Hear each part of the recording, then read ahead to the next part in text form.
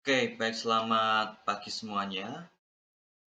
Pada video kali ini merupakan video yang ditujukan untuk mata kuliah manajemen keuangan minggu yang ketiga atau tatap muka 56.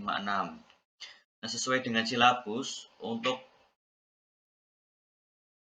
tatap muka 56 atau khususnya yang keenam membahas penilaian surat berharga jangka panjang. Untuk konsep penilaian sudah saya upload videonya minggu lalu. Nah, video kali ini secara khusus membahas terkait dengan penilaian surat berharga jangka panjang yang akan mencakup pengertian nilai perusahaan, perbedaan konsep nilai, dan penilaian surat berharga jangka panjang.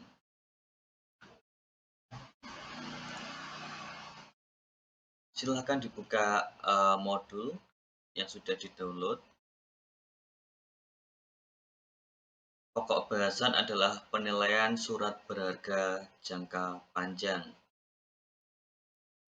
Nah, pada video sebelumnya atau materi sebelumnya, pada pokok bahasan yang pertama sudah diketahui bahwa tujuan normatif dari manajemen keuangan adalah memaksimumkan nilai perusahaan atau memaksimumkan kekayaan dari pemilik. Nah, sedangkan nilai perusahaan yang berusaha untuk dinaikkan dapat dilihat dari surat berharga yang dikeluarkan oleh perusahaan tersebut. Nah, dalam hal ini surat berharga mewakili kepemilikan suatu perusahaan adalah saham. Nah, oleh karena itu nilai perusahaan biasanya dapat dilihat dari harga pasar saham. Nah, tentunya untuk harga pasar atau harga saham itu berfluktuasi dalam hitungan detik. Tentunya sesuai dengan jam operasional pasar saham ya. Nah, untuk bagaimana saham itu berfluktuasi harganya nanti dapat dilihat di mata kuliah pasar modal. Nah, sebenarnya ada beberapa pengertian nilai atau harga surat berharga, atau dengan kata lain ada beberapa perspektif untuk menilai surat berharga. Yang pertama adalah nilai likuidasi atau liquidation value, yaitu sejumlah uang yang dapat diperoleh karena suatu aset atau sekelompok aset dijual ketika perusahaan dilikuidasi atau dibubarkan atau mengalami kebangkrutan. Yang kedua, perspektif going concern value, yaitu suatu jumlah uang tertentu yang dapat diperoleh dari perusahaan yang dijual dengan asumsi perusahaan tetap beroperasi seperti semula.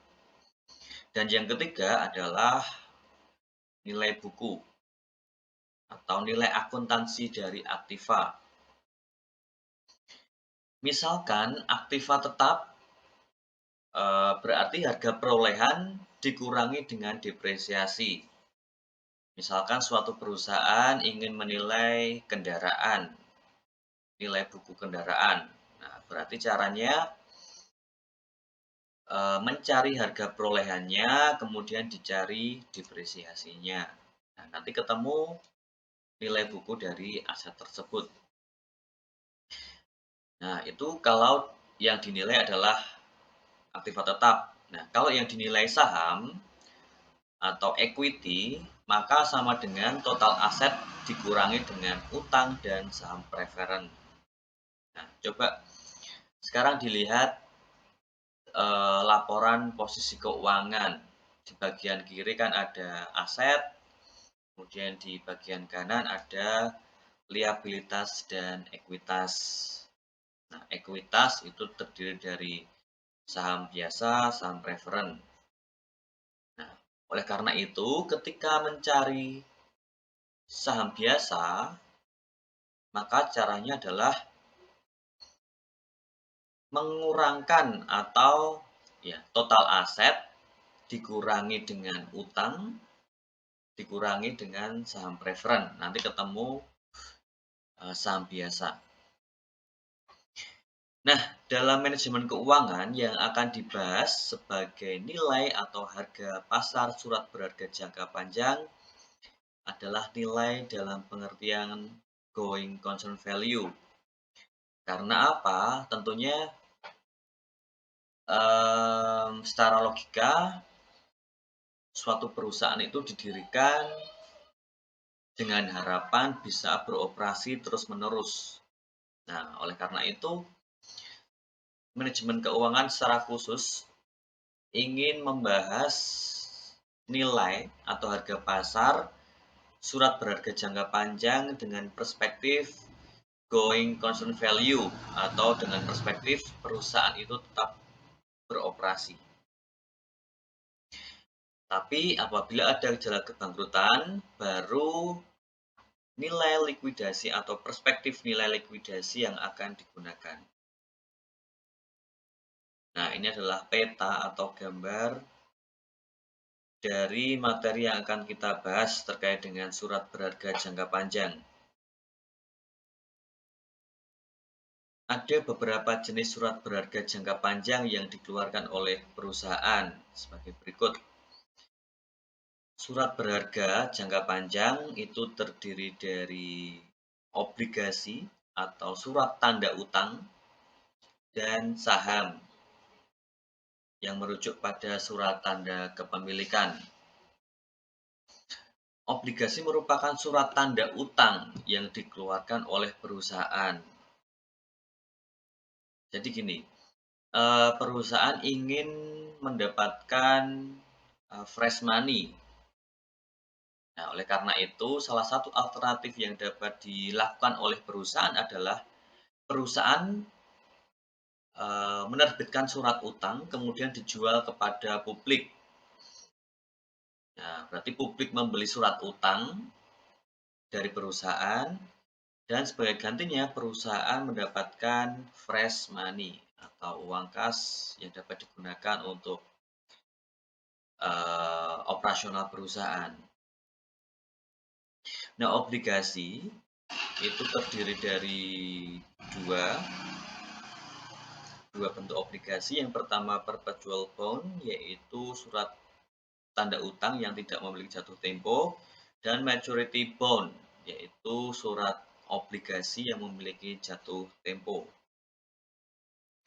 Kemudian saham atau surat tanda kepemilikan perusahaan itu juga dibagi menjadi dua. Yang pertama saham preferen atau preferred stock yang tidak memiliki jatuh tempo. Dan yang kedua common stock atau saham biasa. Nah, untuk saham biasa ini bisa memiliki jatuh tempo dan ada karakteristik tidak memiliki jatuh tempo. Bagaimana pembahasan? Mari kita lihat satu persatu.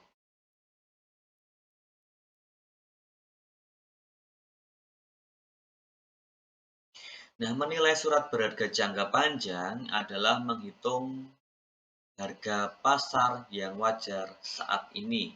Ingat, kata kuncinya adalah saat ini, present value. Atau dengan kata lain, kalau surat berharga tersebut saat ini akan dibeli, berapa sih harga wajar yang harus dibayarkan? Kata kuncinya adalah present value atau harga saat ini.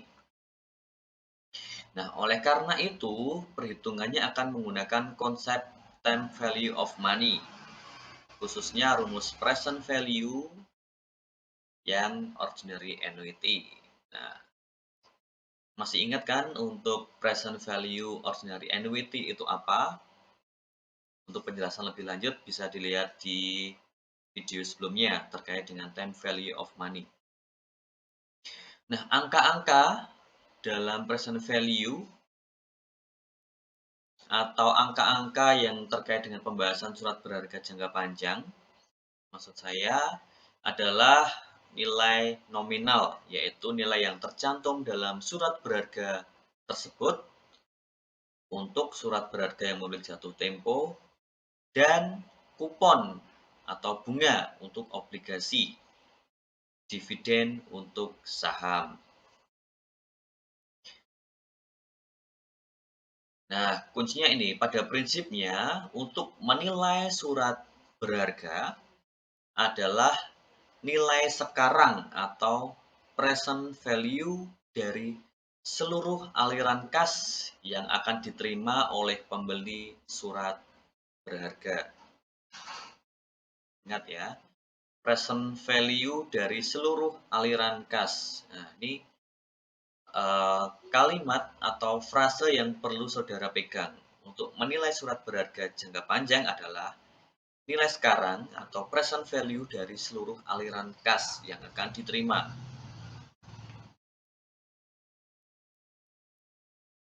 Oke, mari kita lihat atau kita bahas yang pertama adalah perpetual bond atau obligasi yang tidak memiliki jatuh tempo. Tidak ada jatuh temponya.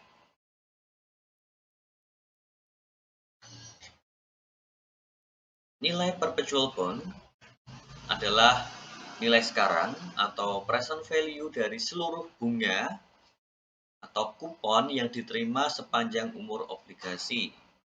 Ini catatannya. Untuk perpetual bond, umur obligasi tidak terbatas. Nah, karena tidak memiliki jatuh tempo, sehingga umur obligasi adalah infinity tahun, tidak terbatas, tahunnya tidak terbatas. Mari kita pahami, perpetual bond tidak memiliki jatuh tempo. Nah, jadi gini, perusahaan menerbitkan utang obligasi yang tidak ada jatuh temponya. Misalkan saudara sebagai pembeli obligasi tersebut, berarti saudara mengeluarkan uang untuk membeli surat atau obligasi tersebut. Sebagai imbal hasilnya, saudara akan menerima bunga atau kupon setiap periode yang dijanjikan. Dan itu berlangsung secara terus-menerus, tidak ada jatuh temponya. Nah, berarti aliran kas yang diterima oleh saudara adalah berupa kupon atau bunga sesuai yang dijanjikan. Nah, ini gambar atau garis waktunya. Tiap periode saudara dapat bunga atau kupon yang diterima, yang akan diterima saudara, I1, I2, I3, I4, dan seterusnya. Tidak ada batas waktunya. Nah, return atau imbal hasil yang diharapkan ini dinilai sekarang dengan faktor bunga untuk obligasi disebut dengan bunga KD, itu ya simbolnya untuk obligasi KD. Nah, karena aliran kas itu sama terus setiap periodenya, berarti untuk menghitungnya adalah menggunakan present value ordinary annuity. Coba diingat, ordinary annuity. Itu untuk aliran kas yang sama setiap periodenya. Rumusnya ini, present value ordinary annuity.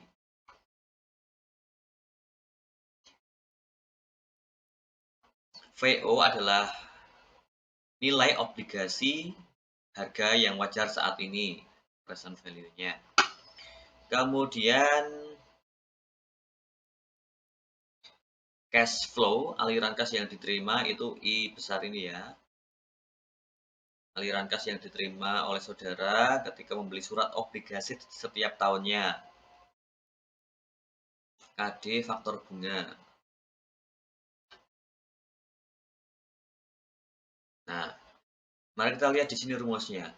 Karena 1 plus KD pangkat N, N-nya itu tidak terbatas, sama dengan tidak terbatas, maka 1 dibagi 1 plus KD pangkat tidak terbatas ini sama dengan 0, sehingga rumus di atas dapat disederhanakan menjadi V sama dengan I dibagi KD. Kita lihat contohnya. Sebuah perpetual bond dengan nominal 1.500, utang obligasi nominalnya 1.500, akan memberi bunga atau kupon 10%. Berapakah harga yang wajar dari obligasi ini? Nah, kalau pembeli meminta keuntungan sebesar 12%, berapa harga yang wajar untuk obligasi ini?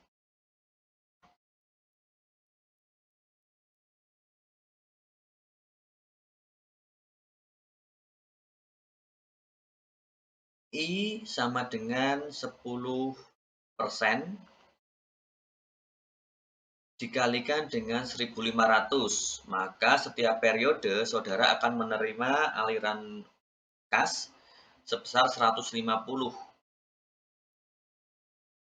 untuk mencari I adalah persentase bunga dikalikan dengan nilai nominal 150 rupiah. Kemudian untuk mencari nilai obligasi harga yang wajar saat ini adalah I dibagi dengan KD. I-nya 150 dibagi dengan KD yang disyaratkan adalah 12%. Maka harga yang wajar saat ini adalah Rp1.250. Nah, maka dapat disimpulkan obligasi terjual dengan diskon karena harga pasarnya lebih rendah daripada nilai nominalnya, yaitu 1.500.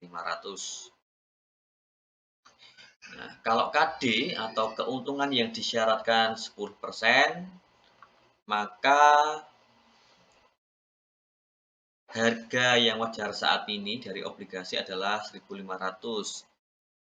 Kesimpulannya, obligasi terjual sama dengan nilai nominalnya.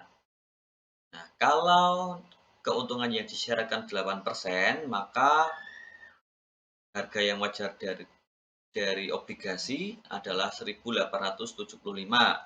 Maka kesimpulannya obligasi terjual dengan premium karena harga pasarnya lebih tinggi dari nilai nominalnya. Oke, itu adalah contoh perhitungan dari perpetual bond atau obligasi yang tidak memiliki jatuh tempo. Aliran kasnya hanya berupa bunga atau kupon yang diterima setiap periodenya. Kemudian maturity bond atau obligasi yang memiliki jatuh tempo. Nah, maturity bond itu seperti ini. Jadi perusahaan mengeluarkan surat utang yang dijual kepada publik. Misalkan saudara membeli surat utang tersebut, berarti ada 2 aliran kas yang akan saudara terima. Yang pertama, aliran kas yang berasal dari bunga yang saudara terima setiap tahunnya atau setiap periode, sampai dengan periode jatuh tempo. Nah, pada saat jatuh tempo, saudara akan menerima uang dari pembelian atau pelunasan utang pokok yang dipinjam oleh perusahaan. Jadi ada 2 aliran kas. Yang pertama, aliran kas dari bunga atau kupon yang diterima setiap periode, dan aliran kas dari utang pokok yang dipinjam oleh perusahaan. Jadi di akhir periode nanti perusahaan akan membayar utang pokok. Ya, seperti itu.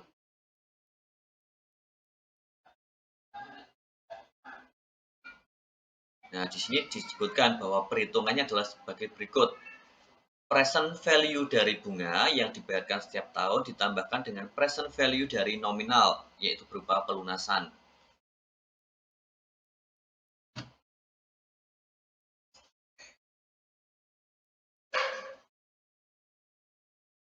Nah, contohnya seperti ini. Sebuah maturity bond dengan nominal 1.500 memberi bunga atau kupon 10%.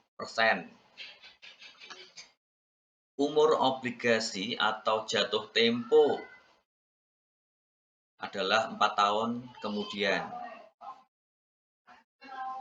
Pertanyaannya, berapakah harga yang wajar dari obligasi ini kalau pembeli meminta keuntungan KD sebesar 12%? Ingat ya, ada dua aliran kas. Yang pertama adalah present value dari bunga yang saudara terima setiap periodenya. Nah, karena aliran kas yang diterima setiap periode itu sama nominalnya, yaitu Rp150 setiap periodenya, maka present value bunga dapat dihitung menggunakan rumus present value ordinary annuity. Ingat, present value ordinary annuity ini digunakan untuk menghitung aliran kas di akhir periode yang nominalnya sama. Jadi ketemu present value bunga adalah 455,60. Kemudian aliran kas yang kedua adalah present value dari pelunasan di akhir periode. Nah, present value pelunasan ini aliran kasnya hanya satu kali di akhir periode saja. Oleh karena itu, menggunakan rumus present value biasa. Rumusnya adalah nilai nominal dibagi dengan 1 plus KD pangkat tahunnya, pangkat N. Nanti ketemu 953,28. Nah, oleh karena itu, nilai obligasi adalah penjumlahan dari present value bunga ditambah dengan present value pelunasan di akhir periode. Nanti nilai obligasi adalah penjumlahannya, yaitu 1.408,88. Nah, karena present value-nya lebih kecil daripada nilai nominal, maka obligasi ini terjual dengan diskon. Silakan dihitung bagaimana kalau KD-nya 10%, bagaimana kalau KD-nya 8%. Itu adalah contoh perhitungan utang obligasi yang memiliki jatuh tempo, yaitu punya dua aliran kas. Kemudian perhitungan yang ketiga adalah saham preferen atau preferred stock. Nah, saham preferen ini tidak memiliki jatuh tempo.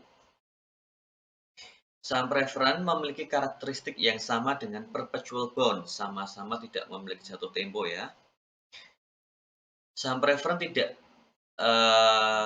ada jatuh tempo, namun memberikan dividen tetap. Dividen yang diterima saudara itu nominalnya tetap atau fixed dividend. Dan pemegang saham preferen mempunyai hak mendapatkan dividen kumulatif.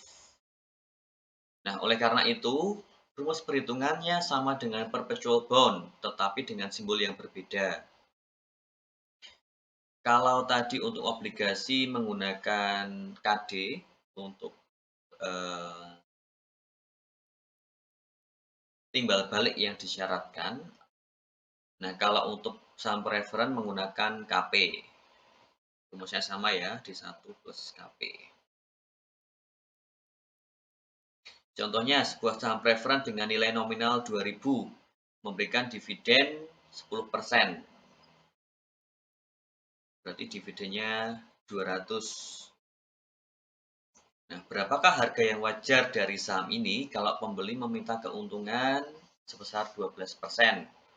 Ya, berarti tinggal membagi 200 dibagi 12%. Nanti ketemu 1.666,67. Berarti saham terjual dengan diskon karena kurang dari 2.000 atau kurang dari nominal saham preferen tersebut.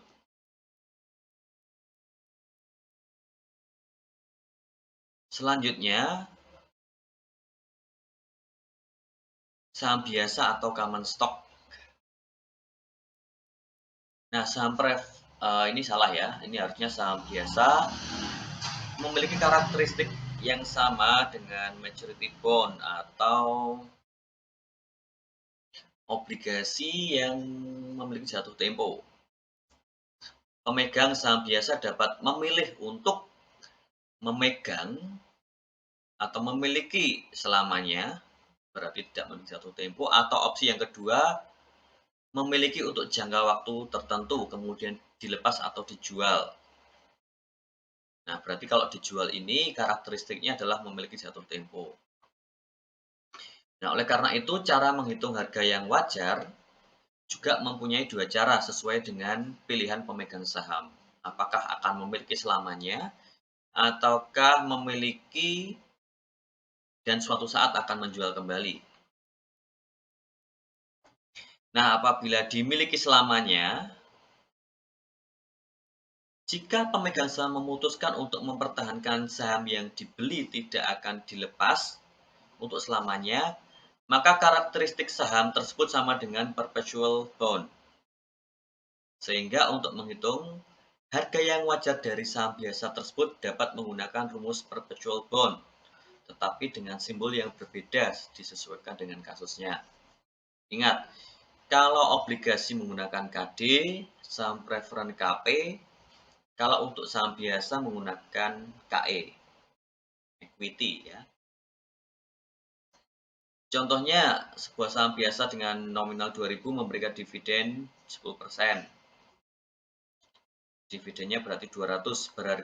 Berapakah harga yang wajar dari saham ini kalau pembeli meminta keuntungan sebesar 12%? Nah, ini perhitungannya. Sama kayak yang ini ya. Cuma simbolnya berbeda menggunakan KE. Nah, ini kalau dipegang selamanya. Nah, mari kita lihat bagaimana kalau dipegang atau dimiliki untuk jangka waktu tertentu. Nah, jika pemegang saham memutuskan untuk membeli saham tersebut dan beberapa tahun atau bulan dijual kembali, maka karakteristik saham saat saham biasa ini sama dengan maturity bond atau obligasi yang memiliki jatuh tempo. Sehingga untuk menghitung harga yang wajar saat ini bisa menggunakan logika perhitungan kasus maturity bond.